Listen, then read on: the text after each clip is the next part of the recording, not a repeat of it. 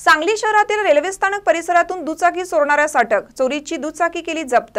सांगली शहरातील रेल्वे स्थानक परिसरातून दुचाकी चोरणाऱ्यास अटक करण्यात आली। त्याच्याकडून चोरीची दुचाकी जप्त करण्यात आली आहे। लहू बाबासाहेब कदम वय वर्ष 35 राहणार बेलवाडी तालुका वडवणी जिल्हा बीड, सध्या राहणार बोरगाव तालुका वाळवा जिल्हा सांगली असं अटक केलेल्याचं नाव आहे। रेल्वे स्थानक परिसरातून दुचाकी चोरीला गेल्याची फिर्याद सचिन सावंत राहणार मिरज यांनी दिली होती। त्यातील चोरट्याला पकडण्याच्या सूचना निरीक्षक भालेराव यांनी सहाय्यक निरीक्षक चेतन माने यांना दिल्या होत्या।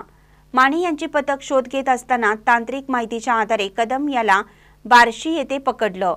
त्याच्याकडे कसून चौकशी केल्यानंतर त्याने ती दुचाकी MH10 DX 6491 सांगलीतील रेल्वे स्थानक परिसरातून चोरल्याची कबुली दिली। त्याला अटक करून दुचाकी जप्त करण्यात आली आहे। विश्रामबागचे पोलीस निरीक्षक सुधीर भालेराव यांच्या मार्गदर्शनाखाली सहाय्यक निरीक्षक चेतन माने, संदीप साळुंके, बिरोबा नरळे, योगेश पाटील, आर्यन देशिंकर, प्रशांत माळी, मुलानी आदींच्या पथकाने ही कारवाई केली आहे। महानकरी न्यूजसाठी आदी माने, मिरज।